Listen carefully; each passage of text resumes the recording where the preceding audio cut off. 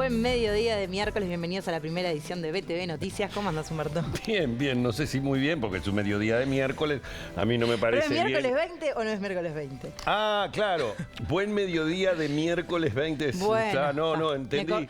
Creí que había empezado con mediodía de miércoles. Digo, no podemos recibir así a la gente, me parecía. Si bien está nublado, bueno. Sí, es una cosa así dentro de esa inestabilidad primaveral que ya nos había hablado y nos está hablando el profesor Serra, que vamos a tener que tolerar durante este mes de septiembre, que lo que sí hay que decir, más allá de la chanza sobre el mediodía de miércoles, es que se nos va septiembre. O sea, y me he puesto, ingresamos ya ahora en breve, claro, me van a decir en 10 días, Humberto, sí, ya sé que en 10 días, pero está. A ver, ya prácticamente cuando uno dice 20, ya vio que anda remando en dulce de leche para llegar a fin de mes, se nos viene octubre con lo que nos quedan 3 meses de este año. Y ya es Navidad, ya está. Es de no creer, la verdad que sí. Extrañamos de Navidad. En cualquier momento vemos los pan dulces. Pero bueno, en fin, tenemos mucha información para compartir con ustedes en un mediodía que no se presenta realmente desde el punto de vista del tiempo muy agradable, pero que ya nos contará el profe si mejorará en las próximas horas. Así es, y mucha información, así que ya los convidamos a ver los titulares.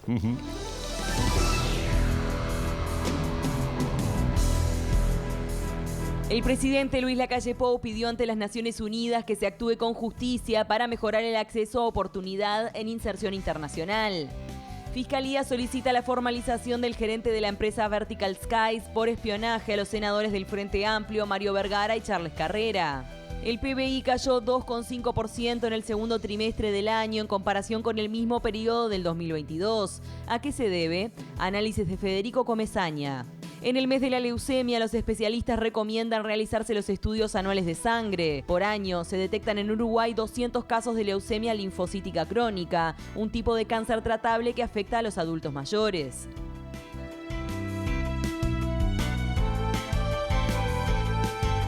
¿Le gustaron? Sí, gracias por convidarme. ¿Saben que estoy pensando en algo que vamos a ver a partir de la información que nos va a brindar Lucía Betancur en este móvil?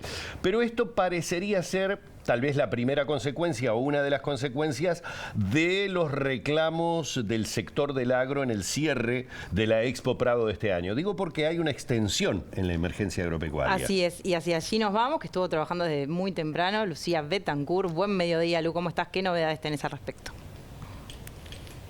¿Qué tal? Buen mediodía para todos. El gusto en saludarlos. Exactamente, se definió la extensión de la emergencia agropecuaria hasta fin de año, es decir, poco más de 3 meses, para todo el país y para todos los rubros, todos los sectores del agro, teniendo en cuenta que, según decía el propio ministro Fernando Matos, la situación comienza a normalizarse en gran medida debido a las lluvias de las últimas semanas, pero el impacto todavía se nota. Los productores necesitan las ayudas. En total, unos 13.500 productores han solicitado asistencia. Esto representa unas 20.000 ayudas, según indicaba el ministro, y lo que va a representar al final de esta emergencia agropecuaria más de 40 millones de dólares de asistencia crediticia que se brinda, por ejemplo, a través de microfinanzas con el Banco República. El departamento de Canelones es el que más ha solicitado asistencia. La cantidad de productores de ese departamento más han solicitado ayuda, algún tipo de asistencia debido al impacto, y por eso se toma esta resolución. Sí se deja por el camino, indicaba el ministro, lo que es el pastoreo en las rutas, en los caminos, teniendo en cuenta que la situación del pasto, de los pastizales en el país, ha mejorado al igual que las aguadas. Vamos a compartir lo que decía el propio jerarca. Hemos tomado la decisión, en función de esta realidad, de extender por 3 meses más, un poco más de 3 meses, hasta fin de año, la emergencia agropecuaria considerando que sin perjuicio que las causas vienen cesando y se vienen revirtiendo, los efectos aún no. Y por lo tanto, si nosotros interrumpimos el proceso de emergencia agropecuaria, se caen los instrumentos que han dado apoyo y respaldo a los productores que aún necesitan continuar con estos respaldos. De todas maneras, se mantienen para todos los rubros hasta fin de año, donde consideraremos cuál es la situación en ese momento, pero vamos de alguna manera ya desarmando todo el andamiaje de medidas que hemos tomado de apoyo ya concluimos el plan de contingencia alimentaria, ya estuvimos con la exoneración del impuesto de la tasa consular para la importación de forraje, ya no se va a reiterar, tampoco van a reiterarse las autorizaciones de pastoreo en la calle, porque entendemos que ya vamos rumbo a la normalidad y sí se atenderán situaciones muy puntuales y muy justificadas, porque el pastoreo en la calle implica riesgos desde el punto de vista sanitario, especialmente cuando consideramos el ganado y los temas de transmisión de la garrapata. En este panorama también aprovechamos a consultarle al director general de la granja, Nicolás Chiesa, cuál es la situación de los productos de frutas y verduras debido a que venimos de una intensa sequía, luego ahora las precipitaciones que han sido abundantes en algunos puntos del país, incluso hubo granizo en estos últimos días. El director indicaba que la situación se va normalizando, que ahora hay mayor disponibilidad de ofertas y que, por ejemplo, los que están en buenos precios son los productos, las verduras de hojas, también los morrones, pero que no se descarta que haya importación, por ejemplo, de manzanas, de boniatos y de peras. Los productos de rápida cosecha, se han normalizado las ofertas, tenemos una excelente oferta de cultivos de hoja, de tomate, de morrones, que eso beneficia al consumidor uruguayo, a veces al productor lo perjudica, y los cultivos que son anuales, paulatinamente empezamos a normalizar. La cebolla, por ejemplo, ya empezó la cosecha del norte, empezó a haber alguna oferta y vamos a ir normalizando los precios. En tanto y cuanto el clima acompañe, vamos a tener una buena oferta de todos los productos de la granja con precios que ayudan mucho al consumidor uruguayo. En su momento hubo que importar, ahora estamos en alguna condición así, con algún producto en particular. Y en algunos productos como que son anuales, el caso de las manzanas, el caso del boniato, la pera probablemente, que no empalmemos una cosecha con otra, vamos a depender de alguna importación. Insisto que a veces que no son los mejores precios, pero por eso trabajamos mucho con la lista inteligente, consumir en su mejor momento los productos. Hoy los mejor momentos son los cultivos de hoja, los tomates, los morrones, que estamos produciendo en abundancia y en calidad. Estas declaraciones fueron en el marco de la firma de un convenio entre el Ministerio de Ganadería junto con el Banco República, por el que se facilitará créditos a productores de la granja. Estamos hablando de un fideicomiso de hasta 100 millones de pesos para estos productores, que van a poder acceder a créditos de hasta unos 700.000 pesos, es decir, unos $20.000. Sobre todo indicaban para mejorar maquinarias y también herramientas que en el último tiempo se ha dejado de lado, ya que el foco se ha puesto en otros tipos de instrumentos. Además, comentarles que en el tema de la gripe aviar, que no hay focos en lo que son aves, pero sí en el tema de lobos marinos. Al momento hay unos 200 lobos marinos muertos en estas últimas 2 semanas, que es cuando se ha detectado el primer caso en un lobo marino hallado muerto en una playa del Cerro de Montevideo. A lo largo de toda la costa uruguaya se han detectado este tipo de animales que han fallecido. No quiere decir que todos mueran por gripe aviar, indicaba el ministro, pero que sí que se sigue el monitoreo. No quiere decir que sea una situación de emergencia o que genere alarma, más allá de tener el foco y seguir hisopando para que no llegue a las grandes colonias, por ejemplo, Cabo Polonio o la Isla de Lobos, donde hay, por supuesto, gran cantidad de estos animales. Vamos a estar ampliando en la edición central de BTV Noticias. Muchas gracias, Lucía, por esta información, y supongo que los productores estarán contentos con esta noticia de la extensión de la emergencia agropecuaria que tanto ha afectado al sector productivo. Nosotros nos vamos a Naciones Unidas porque el presidente Luis Lacalle Pou habló ayer ante Naciones Unidas, como dijimos, ante la Asamblea de la ONU, y habló de la necesidad de inserción internacional de Uruguay. Por eso pidió que se actúe con justicia para mejorar el acceso a la oportunidad. Además, nuevamente condenó la guerra entre Rusia y Ucrania y se puso del lado de Ucrania. Obviamente condenó la invasión rusa. Pasadas las 21 horas y con 2 horas de atraso por parte de la organización, el presidente de la República tomó la palabra ante la Asamblea General de las Naciones Unidas. Comenzó su discurso cuestionando el derecho internacional con escaso poder coercitivo. Donde muchas veces no se aplica la misma vara a las grandes potencias que los países más pequeños. Destacó aspectos institucionales y económicos de Uruguay y volvió a referirse a un concepto usado en la pandemia, como el de la libertad responsable, pero en este caso internacional. Además recordó el bono sostenible, que se trata de la emisión de deuda atada en sus intereses al cumplimiento de metas ambientales. En el sentido que estamos convencidos, que entendemos que este mismo sistema de premios y castigos debería aplicarse en los préstamos internacionales, en el acceso a mercado, en las cuotas, en los aranceles. No solo la vocación de sancionar el incumplimiento, sino que premiar a quien tiene procesos que son amigables con el ambiente, que son sostenibles. Lacalle planteó una situación que atraviesa Uruguay. Le podríamos llamar el pecado de hacer las cosas bien. ¿Y a qué me refiero con el pecado de hacer las cosas bien? Bueno, nuestro país ha logrado un desarrollo humano y económico importante. Y gracias a la obtención de esos estándares, muchas veces quedamos afuera del acceso de determinada cooperación, de determinado sistema de preferencias, de determinados instrumentos de relacionamiento comercial internacional muy importante. El presidente aclaró que su intención no era cuestionar esos mecanismos, pero propuso rediseñarlos. Por último, aseguró: Uruguay acá no viene a mendigar ni a hacer reclamos exagerados. Simplemente, como le decía hace un instante, apelando a la libertad responsable internacional, queremos que se actúe con justicia. Si hacemos las cosas bien, que se actúe en consecuencia. Y eso significa nada más ni nada menos que mejorar el acceso a oportunidades. Cambiamos de tema. La fiscal Sabrina Flores solicitó la formalización de Marcelo Acuña, que es el gerente de la empresa Vertical Skies, por el delito de cohecho calificado. Esto tiene que ver en el marco de lo que fue toda la investigación del espionaje a los senadores Frente Amplista Charles Carrera y Mario Vergara. Los senadores Mario Vergara y Charles Carrera, tras ser informados de la resolución de la fiscal, remarcaron que están conformes con lo actuado por la magistrada, pero que no consideran que esto sea algo feliz. Señalaron que es una situación sumamente grave y que estos delitos atentan contra la democracia. Es una situación sumamente grave, hay que decirlo también, y estos delitos atentan contra la democracia.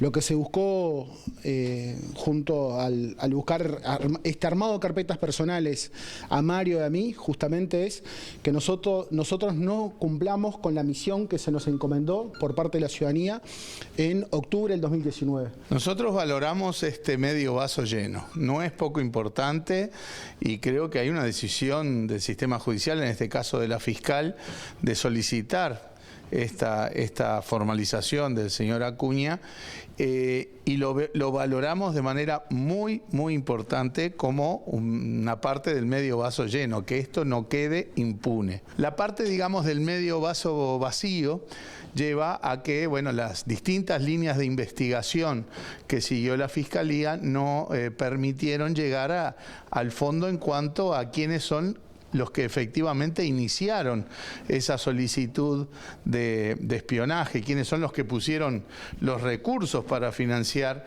esa actividad de espionaje. Seguimos en tema y nos vamos a ir a exteriores con Emiliano Wickman, porque la presidenta en ejercicio, Beatriz Argimón, se refirió a este tema en una actividad en Pocitos. ¿Cómo estás, Emiliano? Buen mediodía.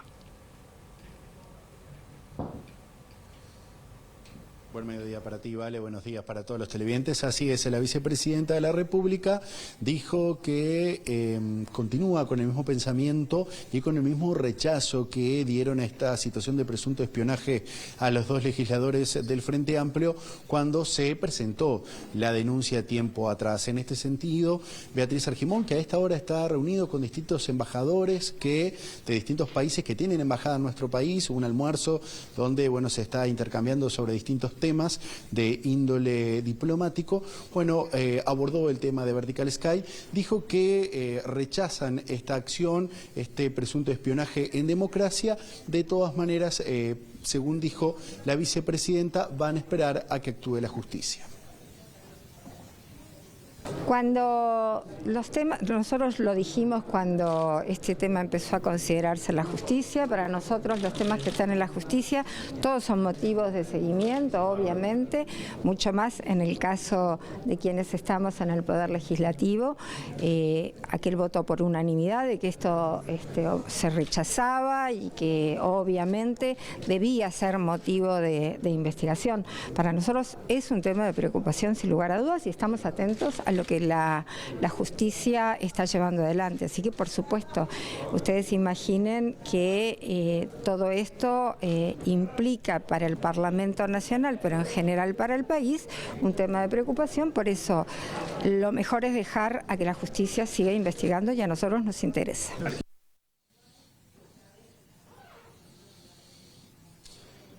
Valeria, Humberto, también aprovechamos a consultarlo por la situación de Andrés Capretti, el ex asesor del ministro del Interior, Luis Alberto Heber, que decidió renunciar en las últimas horas a su cargo, alejarse por el momento del Partido Nacional y de la lista 71, luego de que fuera denunciado por acoso sexual y por acoso laboral por una ex compañera con la que compartía espacio allí en el Ministerio del Interior.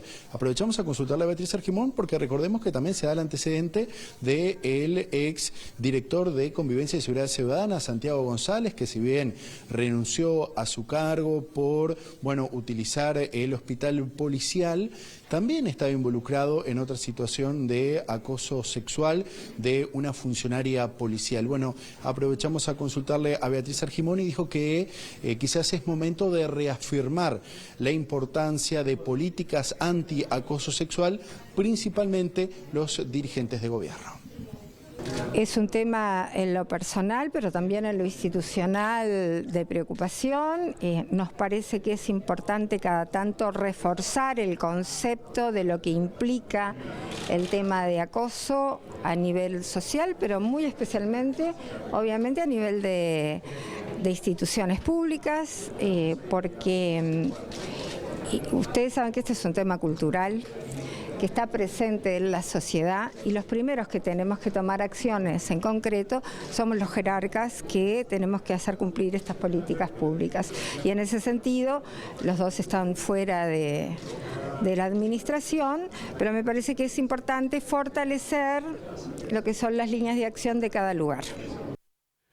Y vamos a seguir en filas del Partido Nacional y algunos problemas que se le están presentando. En este caso, ustedes recuerdan toda la situación que se está dando con el senador Sartori con respecto a la no presentación de la declaración jurada de los bienes de su cónyuge. Bien, la vertiente artiguista plantea expulsarlo.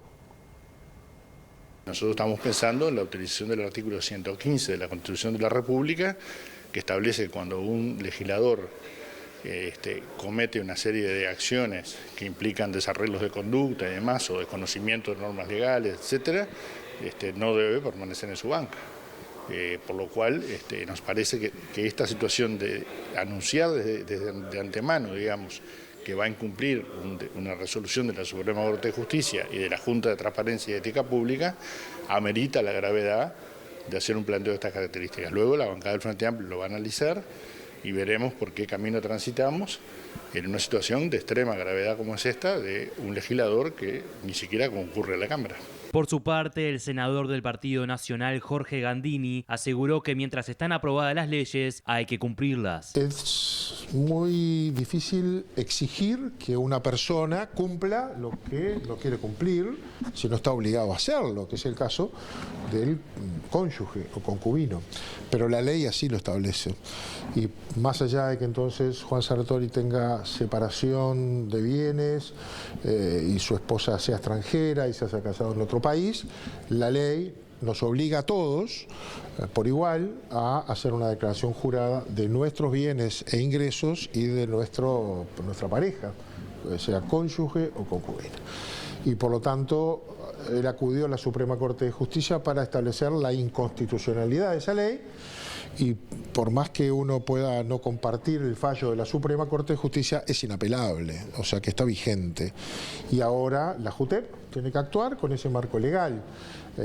Podrá plantearse en algún momento cambiar la ley, pero mientras está vigente hay que cumplir.